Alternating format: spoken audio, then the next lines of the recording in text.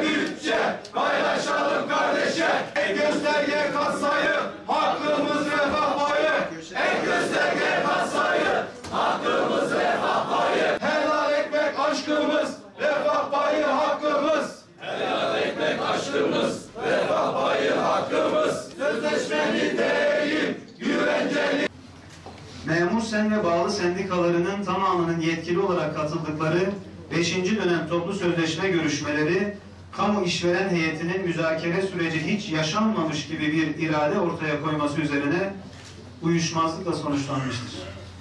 Bugün kamu görevlileri hakem kuruluna taşıdığımız 5. dönem toplu sözleşmesinin kamu görevlilerinin haklı beklentilerini karşılayarak yeni hak ve kazanımlarla donatılmasına katkı ve destek sunmak için 81 ilde emeğe saygı, adil paylaşıma davet temasıyla sahadayız. Memuruz, haklıyız, kazanacağız. Kamu işveren heyetiyle sözleşme imzalanmasını sağlamak için büyük bir çaba sarf ettik. Bu gayretin yanı sıra basın açıklamalarıyla, iş bırakma eylemleriyle sahada olduk ve heyetimizi destekledik. Bugün de aynı kararlılıkla ve örgütlü gücümüzle alanlardayız. Memur Sen'in ve bağlı sendikalarının titiz çalışmalarla sahanın nabzını tutarak oluşturduğu ve kamuoyuna makul teklifler olarak deklare ettiği 657 teklifine karşın kamu işveren heyeti maalesef malum tekliflerle masaya gelmiş ve ardından toplu sözleşme sürecini hiç yaşanmayan bir süreç olarak tarihe kaydetme iradesi göstermiştir. Bu iradenin sonucu olarak süreç uyuşmazlıkla sonuçlanmış ve kamu görevlileri hakem kuruluna gidilmiştir.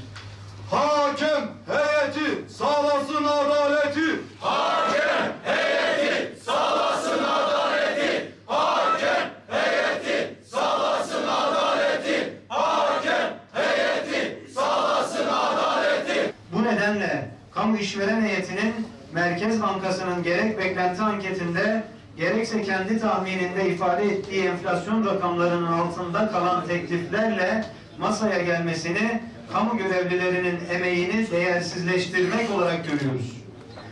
Maalesef hakem kuruluna başvuru süreci de kamu işveren heyeti tarafından hakkaniyetli yürütülmemiştir. 20 günlük adeta insanüstü çabalarla gece yarılarına kadar görüşülerek, tartışılarak üzerinde uzlaşma sağlanan azımsanmayacak sayıdaki teklifimiz kamu görevlileri hakem kuruluna giderken yok sayılmıştır. Yasanın açık hükmüne aykırı bir şekilde toplu sözleşme sürecinin müzakere aşamasının tamamlanmasıyla birlikte kamu işveren heyeti tarafından ne Memur Sen ne de genelden ayrı hizmet kolu toplu sözleşmesi imzalamaya yetkili bağlı sendikalarımıza incelemek, katkı sunmak ya da imza atmak üzere toplantı tutanağı teslim edilmemiş, bu yönde bir davet ya da teklif yapılmamıştır. Tam tersine konfederasyonumuzun ve sendikalarımızın imzadan kaçtıkları algısına neden olabilecek tespit tutanağı tutularak yetkinin kötü kullanılmasına, tarafların eşitliği ilkesine dayanan toplu pazarlık hakkının sekteye uğramasına neden olunmuştur. Bütçeyle oynama, hakkımızı yok sayma. Bütçeyle oynama, hakkımızı yok sayma. Enflasyon karşısında eriyen alım gücümüzü güçlendirseydi, ülkenin ekonomik tablosu ve hükümetin açıkladığı rakam ve hedeflerle uyumlu olsaydı, elbette kamu görevlileri hakem kuruluna gitmeye gerek kalmaz ve tarafların tümü için memnuniyet üretilmiş olurdu. Ancak bütün çabalarımıza karşın kamu görevlilerinin emeğinin değerini teslim eden bir teklifle gelinmediği ve görüşmelerde uzlaşılan maddelerin dahi yok sayıldığı irade karşısında kamu görevlileri hakem kuruluna başvurulmuştur. Hakem heyeti sağlasın adaleti. Hakem heyeti sağlasın adaleti. Biz hakem kurulundan refahın tabana yayılmasını, gelir dağılımında adaletin sağlanmasını istiyoruz. Biz refahtan paylaşımda adalet istiyoruz.